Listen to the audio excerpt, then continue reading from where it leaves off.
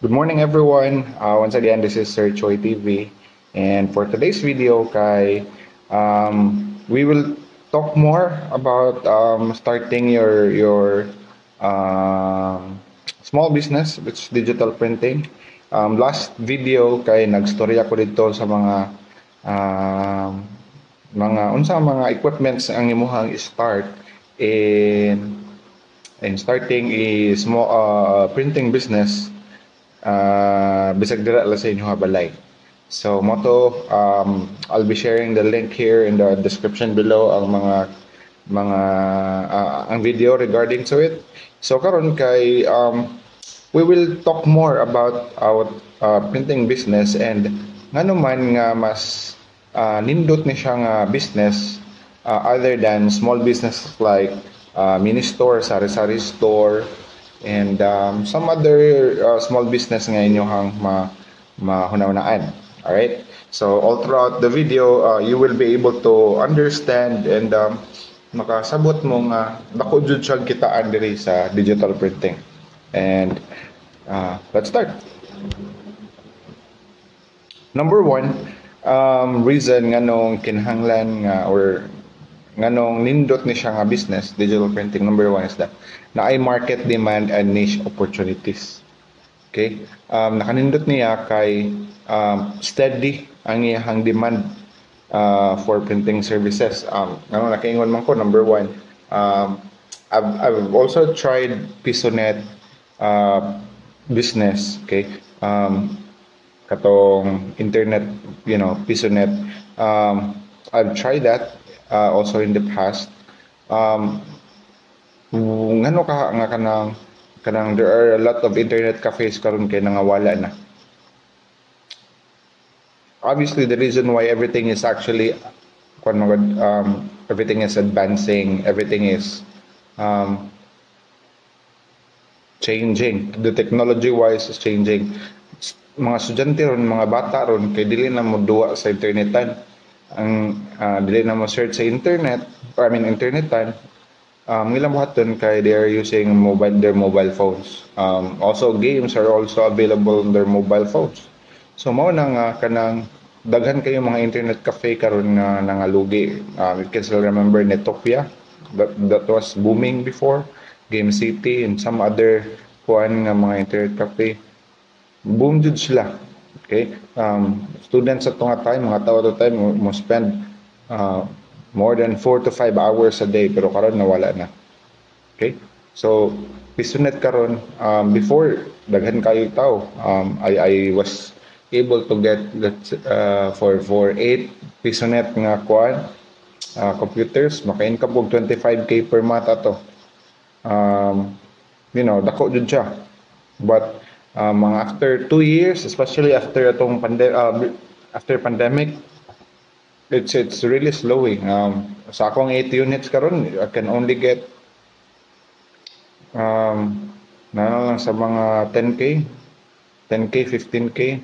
So dili lang gid siya compared sa una. And slowly samot na karon samot din siya kahinay. So unlike printing, di gid siya mawala. Everything is every product right now needs printing. Business cards, flyers, brochures, posters, event invitations, documents, rush ID, lamination, t-shirts, 'di ba? Sa pilain. Tarpaulins, dili na sila mawala nga mga kuan, mga needs, because this is need karon. So nasa steady demand for printing services. Okay? Napod siya specialization potential. Say you can focus only for tote bags. Mura ni imong ibaligya.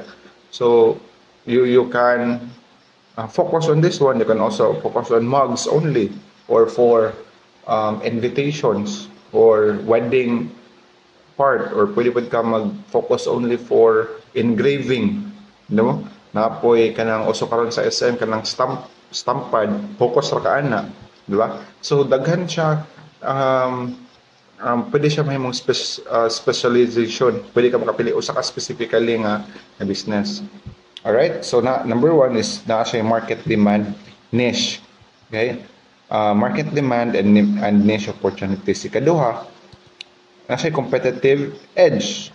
Nga naman, less ang iyang competition. Okay? Try to check on sa inyo ang mga neighborhood karon unsa man pinakadaghan mga small business, 'di ba? Sari-sari store. Um, karinderya mo nang daghan kay mga tupad-tupad.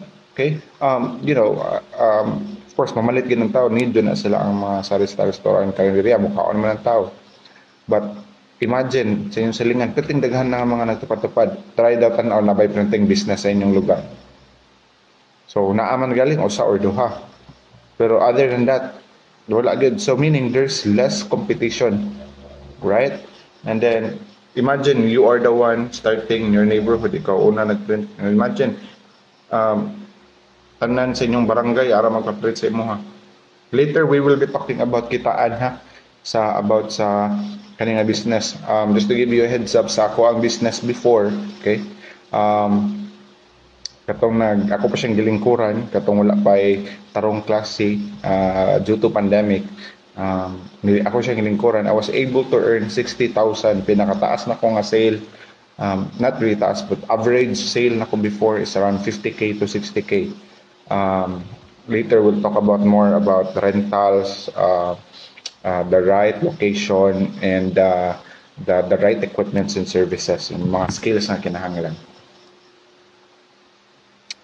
And another thing, yung competitive edge, not only less competition at the same time, high value services. Okay? Nakanindot niya kay maka-provide kag printing services that can often command higher prices. Example, tarpaulin, okay? Let's say for election, diba? Sa election, you can print bulk. Imagine, I tried this before. Someone, a politician, bought around 50 tarpaulins, flyers. So lahi ang na-income na ko sa layout. Okay? At the same time, lahi sad ang pag-print, lahi sad ang delivery. So, high value services na adjud kay makita dara. Right? Sunod kay initial investment and overheads. Lower ang niyang initial inventory cost nga naman. Unlike sa, sari-sari store that kinahanglan gid ka og kanang dako-dako jud nga mga income and dako-dako nga capital, and at the same time daghan sad kag various customer needs, no? Nay mga customer diri mag-need og kanang say sa feed sa chickens, right? Pigs. But naapod diri kanang mag-need og bugas lang ila ganahan. Na diri for daily use nga sari-sari store, naapod diri mga chinilas. So naapod diri mga shampoo. So it's a variety, no? And then unsa may mahitabo leading to kanang high initial cost, and there's a potential wastage. Mabitaw nga kanang especially kanang sa grocery store, I'm not sure, but kanang ilahang mga baligya whenever it's about to expire, ilagay na i-forward and katong mga bago ibutang sa ilaw because there's a potential wastage, no? And other than printing business, okay, ang imo ra jud i-invest kay katura jud mga equipments and supplies na kinahanglan nimo, and of course dili na sila mapanis. They have longer shelf life and less risk of kanang mga donut or something, as long as di lang sila mabasa, di lang sila mainitan ug maayo, it's really sustainable. Another thing is that flexible scaling. Sa printing business, you can start with by just one printer, one computer, one laminating machine. That's it. Kahit lang kag daghan bond paper, and you can start photocopy. Kahit kag photo paper, you can start Rush ID, digital printing. Okay? So,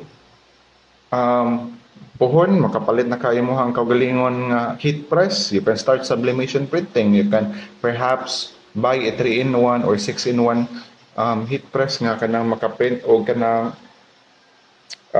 say t-shirts, okay, sublimation t-shirts. By the way, we later sa ato ang video no atong vlog, just follow lang jud. I will be teaching you how to do sublimation printing as well, and a lot of things with regards to mga basic lang sa mga nahibaw-an lang nako. All right, so number one again, na market demand and niche opportunities. Okay, kay tungod na ay steady demand for printing services and specialization potential, na ay less competition, na ay high value services, lower iyahang initial inventory cost, and flexible iyang scaling because there's no need for you to buy extensive inventory, no?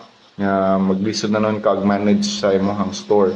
Okay, start ka gamay and that's it. And then gamay rasad nga space ang kinahanglan, there's no need for you to buy. I have one friend nga sa mall siya nagabang. It's just one table, then naay mga usa or duha ka book stante para lang ma-show yung mga baligya, stickers. Yung mga baligya, by the way, custom stickers. And that's just it. There's no need for you to buy a lot of things. Okay? Next kay iyahang technological advancement.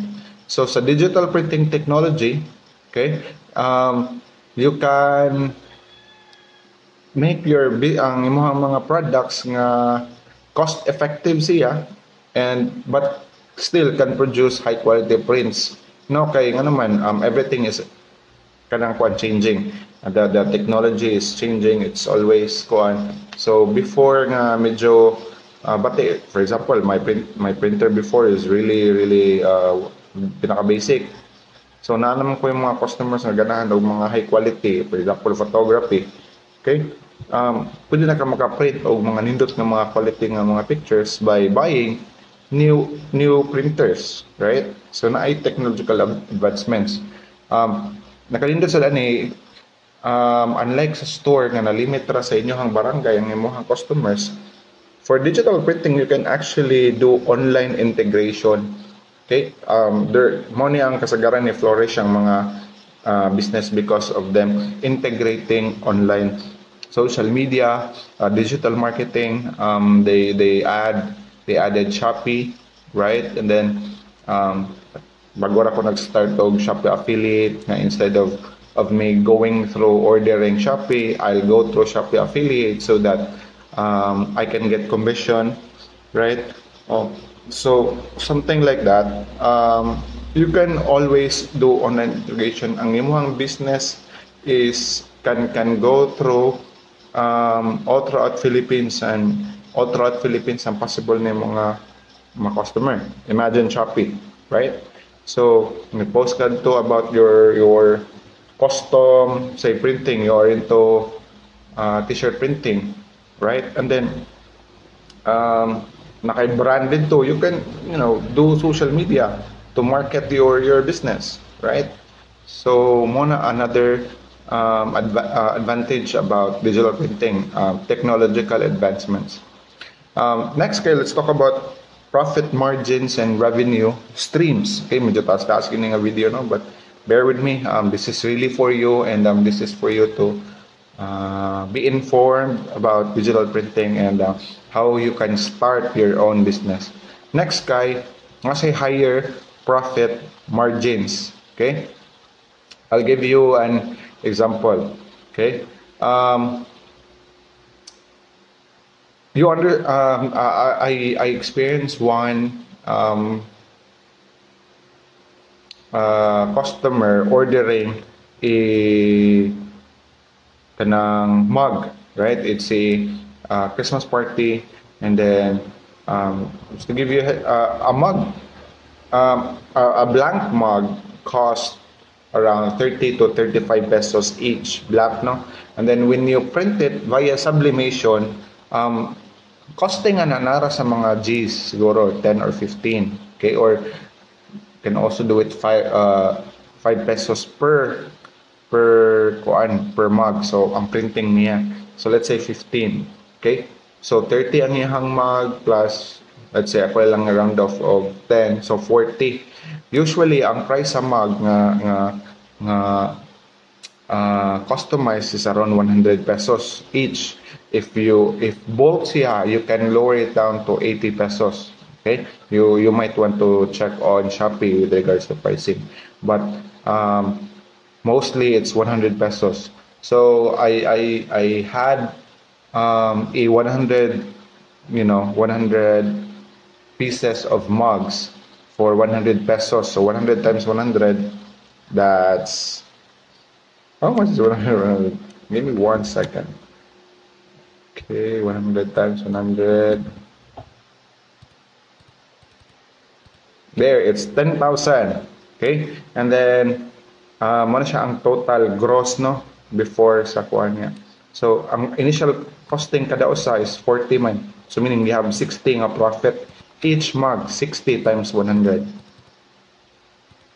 You have 6,000 profit. You only, imuhang kuha imuhang sana imuhang cost kay 4,000 ra. So, kugihan lang nimo, actually mahuman na dyan nag-print nimo sa kaadlaw, imagine earning 6,000 for just one day. Namulo mo relax pa jud ka na, though busy kay kaura usa, you can opt to hire 2 people. Sweldoan lang nimo sila 300 per day. 300 siguro kada usa mga students. And then malipay na sila na. Di gyapon ka lugi. Bisag 500 nimo, you still have 5,000 katunga sa imong giput up. So that's higher. That's because of higher profit margins. Imagine that is just for mugs only. Imagine if naakay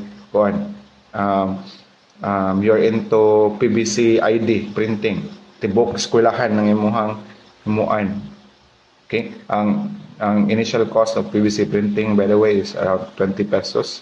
Then you can sell it for 60 pesos. Imagine you have 4,000 students in a school. Then, kugihan lang ka mo market sa mga eskwelahan. Mo lang pa-lower lang nimo. The sky's the limit with regards to potential profit margins. Na kanindot lang din niya. Maghanson man jud ka. I mean, imong siyang hansonan. Imong siyang tunan maayo. Also, na-I repeat business, no? Especially, makauyon sila sa imong layout, makauyon sila sa imong how you treat them, yung customer service, no? There will be repeat customers. Okay, may balik-balik ng mga businesses. Okay? Kanyang eskwelahan, yearly, mag-upgrade na sila, mag-change sila ID. Okay, imagine a supplier for that school. Alright? Imagine a supplier for this company supplying your tote bags, your ball pen, your stamp pads, t-shirts, uniforms. Imagine you're the supplier of the uniform for this company. There will be repeat business, right? Imagine earning 100K for yearly for just the PVC ID. Alright, so thank you so much for watching this video. I really appreciate you watching. This is going to be a daily, not really a daily, but every other day post regarding digital printing business. And if you have any questions, if you need support in setting it up, perhaps you want to talk in person so that I can help you in starting your digital printing business, just PM me. I'll be more than happy to assist you and help you with your digital business journey. Alright, thank you so much for watching, everyone. Please support and have a wonderful day. Bye.